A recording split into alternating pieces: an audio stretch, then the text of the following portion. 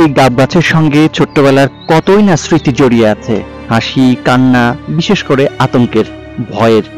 ছোটবেলায় এই গাব গাছের জুজুর ভয় দেখানো হতো আমাদেরকে।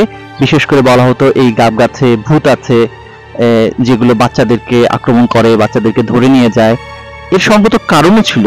কারণ এই গাব গাছ দেখতে ছোট্টবেলা থেকে যেটি দেখতাম যে গাব গাছের অনেক কুঠুরি রয়েছে, অর্থাৎ ভিতরটা বেশ ফাঁপা, এবং এখানে ফোকর আছে, ভিতরে অনেক খালি জায়গাও আছে, যেখানে অনেক প্রাণীর বাস হতে পারে, বিশেষ করে সাপ কিংবা গুইসাপ জাতীয়।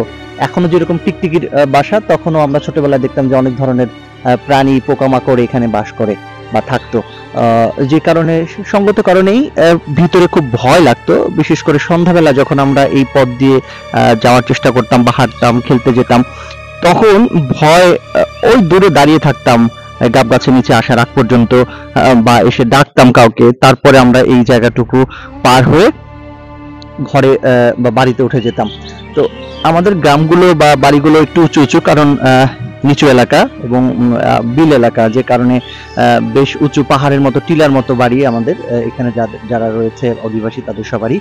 আর সবচেয়ে বেশি মনে পড়ছে যে একটা সময় যখন বিটিভিতে আলিফ লায়লা বলে একটি অনুষ্ঠান হতো, প্রোগ্রাম হতো, তখনকার যে মাইথোলজি গুলো, অর্থাৎ তখনকার যে পৌরাণিক গল্প কাহিনীগুলো, ভূত, জিন কিংবা এই টাইপের অলৌকিক ঘটনাগুলো মানুষের মনকে কিন্তু নাড়া দিয়েছিল। বিশেষ করে আমরা যারা ওই সময়ে একেবারেই ছোট ছিলাম, তাদের মনে তো অবশ্যই সেগুলো কল্পকাহিনীর থেকেও বাস্তব বলেই মনে হতো। এবং অনেকে দেখতাম যে রাতের বেলা কুপি বাতি জ্বালিয়ে কিংবা হ্যারিকেন লন্ঠন জ্বালিয়ে তারা এই টিভি দেখার জন্য আসতো, আমাদের এই বাড়িতে আসতো। তখন তো বিদ্যুৎ ছিল না, যে কারণে ব্যাটারির চালিত টেলিভিশনে সেগুলো দেখার অনেকটা মজাই ছিল অন্যরকম। এবং যে কারণে আমি এই প্রসঙ্গটি বললাম, এই গাব গাছের সঙ্গে তার কিসের সম্পর্ক অবশ্যই রয়েছে। কারণ এই গাব গাছের নিচ দিয়ে যারা তখন এই আলিফ লায়লা দেখে যেত, তারা অনেকেই পরে গল্প করতো যে তারা যাওয়ার সময় এই গাব গাছের মাথায় কিংবা উঁচুতে তারা ভূত দেখেছে, এবং আলিফ লায়লাতে যেগুলো দেখেছে ঠিক অনেকটা ওইরকমই এখানে জিনের আস্তানা রয়েছে কিংবা ভূতের আস্তানা রয়েছে। এবং রাতের বেলা তারা এখানে অনেকে ভয় পেয়েছে। বিশেষ করে আশপাশের যারা প্রতিবেশী ছিলেন, অনেকে মারা গেছেন, প্রবীণ যারা, তারা বলতেন যে এই গাব গাছের ঘিরে নানান ধরনের অতি প্রাকৃত যে ঘটনাগুলো, সেগুলোর অবতারণা তারা কিন্তু করতেন। এখন মনে হয় যে আসলে কতটাই না বোকার স্বর্গে ওনারা ছিলেন বা থাকতেন। কারণ এই গাব গাছ আগেও যেমন দাঁড়িয়ে ছিল, এখনো ঠিক তেমনি দাঁড়িয়ে আছে।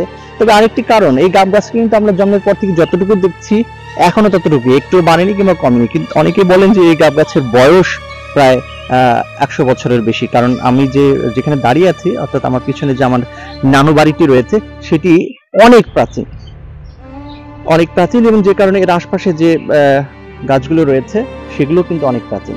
এবং বিশেষ করে এই গাব গাছ ঘিরে এই এলাকার যারা আমরা প্রতিবেশীরা, যারা ছোট থেকে বড় হয়েছি, তাদের কাছে এই গাব গাছ একটি মূর্তিমান আতঙ্ক ছিল একটা সময়। তো এখন মনে হয় যে কেন এর কারণ, গাব গাছ খুবই ঘন প্রকৃতির হয়, ঘন পাতা বিশিষ্ট হয়, এবং বেশ ছায়া এবং অন্ধকার থাকে, যে কারণে বিকেলের পর, অর্থাৎ সন্ধ্যার পরে সেটি আরো বেশি কালো অন্ধকার ধারণ করে। এবং তখন বলা হতো যে, অনেকটাই ধারণা করা হতো যে, যেটা ভয় দেখানোর জন্য কার্যকর, যে এই গাছের নিচে বা এই গাছে ভূত থাকে বলেই এরকম অন্ধকার থাকে সারাক্ষণ।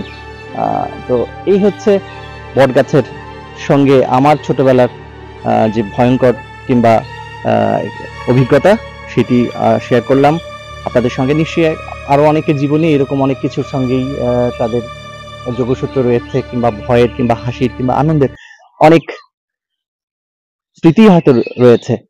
তো আজকের মতো বিদায় নিচ্ছি।